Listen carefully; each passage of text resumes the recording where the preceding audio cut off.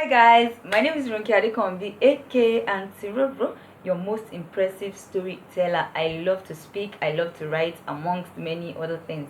Welcome to Storytelling Basics, where I talk about the elementary things you might need to know about storytelling. Last week, I started a story from one of my books, This Marriage Palaver. If you missed it, you can check out my IG page or my YouTube channel, Auntie Roro. I assure you that it will be value for your data. Today in Storytelling Basics, we will be learning about plot. There are many things we can talk about in storytelling, and all of them are as important as the next thing. But today we will be shining our light on the plot of a story. What is a plot? A plot is a term in storytelling that refers to the consistent, interrelated pattern of events that shape and tell our stories. As a storyteller, defining your plot means to wade through the dangerous waters of a story, and when confronted by gazillion branching possibilities, you decide to choose the correct path. In layman's terms, the plot is the logical sequence of your story. It is how a listener will tell or understand your story. This means that when the plot of a story is established, the storyteller must be careful not to add other events that will eventually distract from your plot. For example, listen to my short story. I woke up this morning to discover that I left my front door unlatched.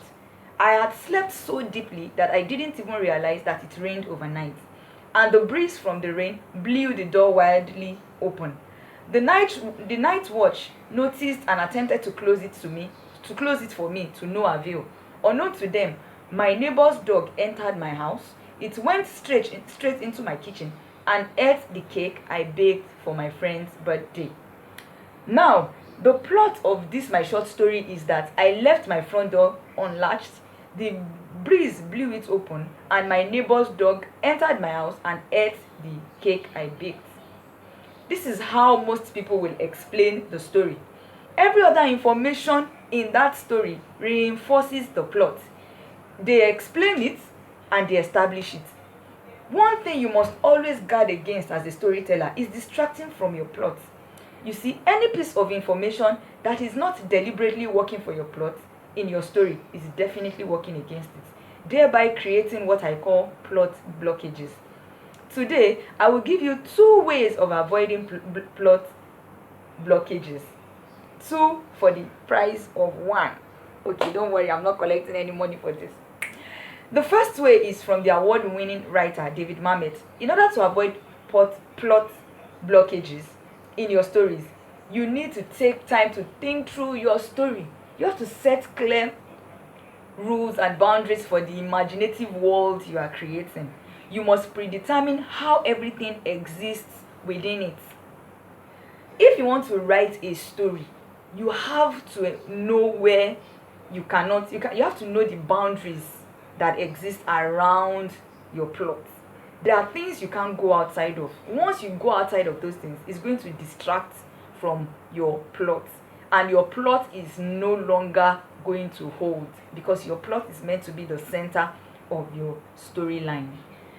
Now, the second way is you must write what you know about. Ain't that even logical? It is. But then, as logical as that sounds, one of the dangers, or one of the things that can be very attractive to a storyteller or a writer, is to write things that are not popular.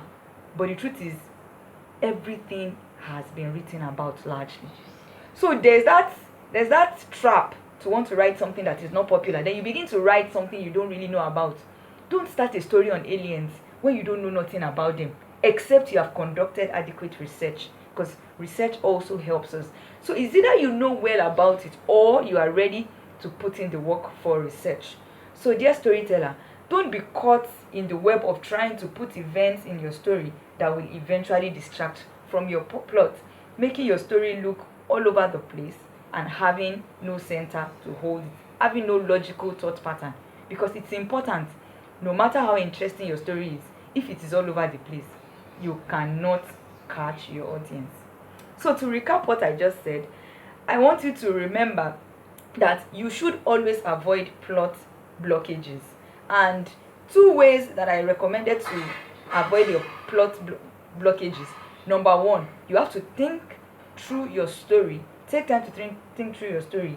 Then you have to write about what you know, or at least put in the time to conduct a research. Till I see you next week during story time, stay blessed and have a beautiful weekend. I love you. Bye.